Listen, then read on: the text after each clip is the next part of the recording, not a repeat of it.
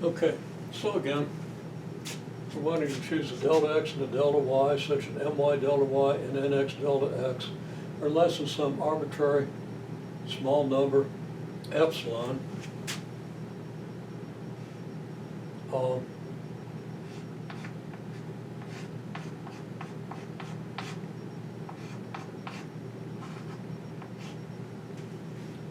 For all values of x and y in the region R.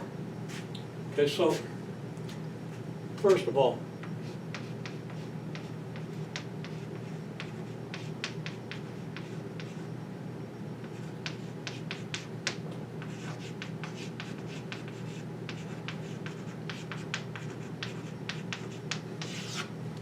M is continuously differentiable, which means that my equals the limit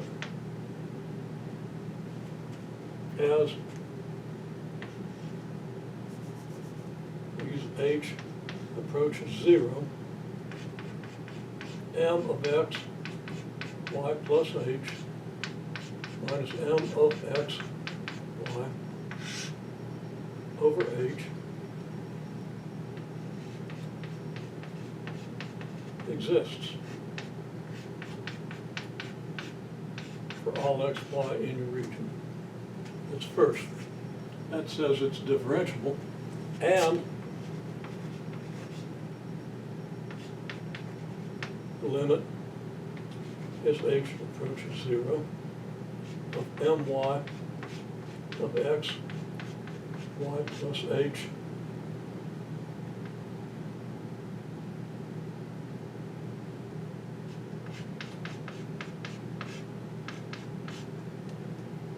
minus my of x equals 0.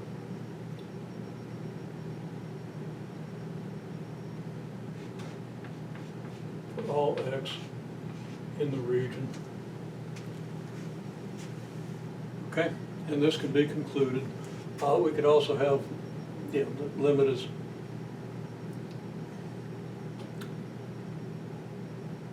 we could have an x plus h and a y plus k, since hk goes to 0, and so forth.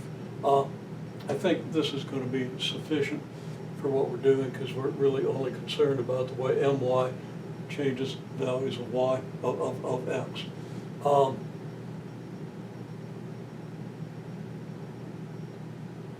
So I might want to think that through. That just occurred to me. And I'm going to assume that's true, and then we'll patch it up later, because it can easily be patched up with just a little bit more notation. Okay, so m is continuously differentiable. There's your definition.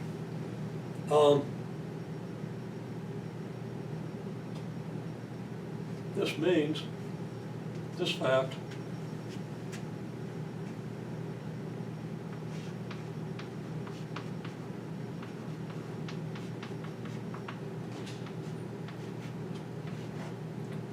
for continuity implies for any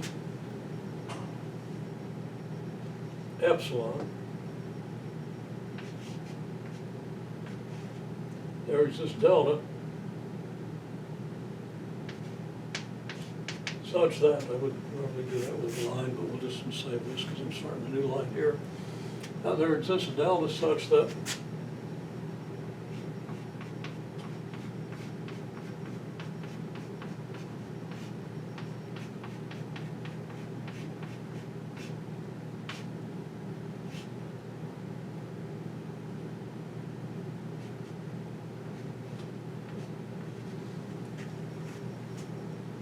this quantity is less than epsilon over 2.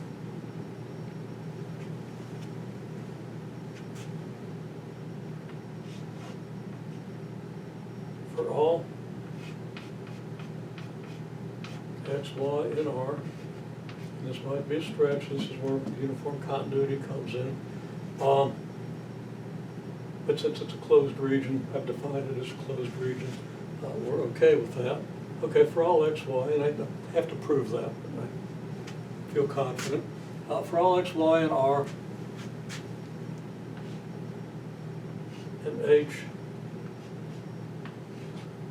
less than delta. Okay? Now I think that's going to work.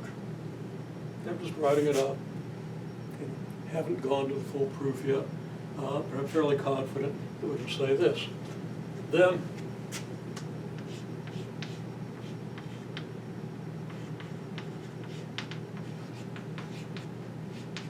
n is also continuously differentiable. So, well, I'm going to want another delta. So I'm going to say that instead of delta here, I'll call this delta 1. I'll call this delta 2, delta 1. Okay?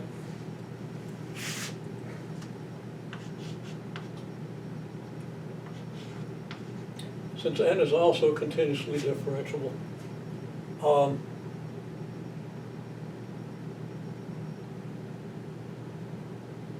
this is delta 2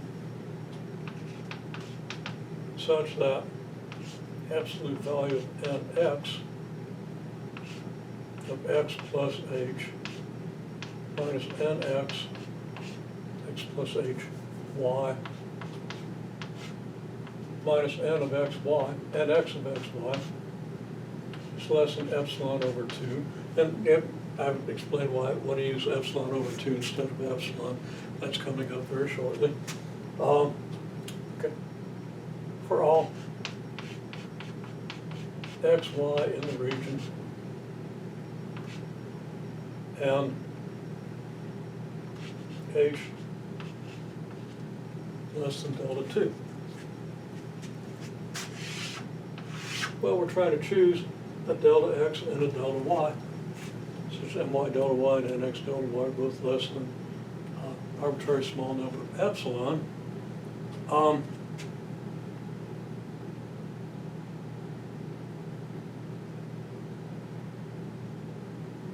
And now I'm running into a notational difficulty. What I want to say is take the value of my at any point, including particularly your sample point. Okay, and then let delta y be less than this delta times my.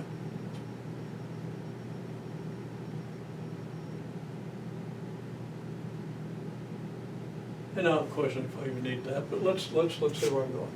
Okay, let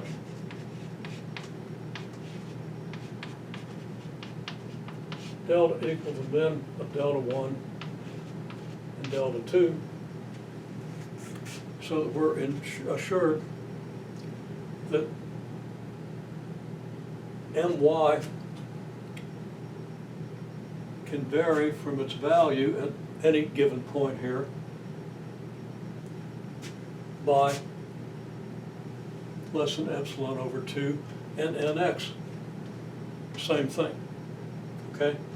If they can both vary at most by epsilon over 2, then we can conclude that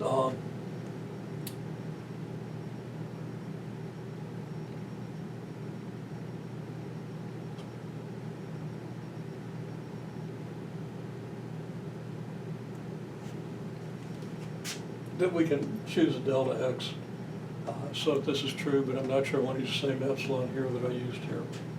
So let me patch that up a little bit and we'll go on.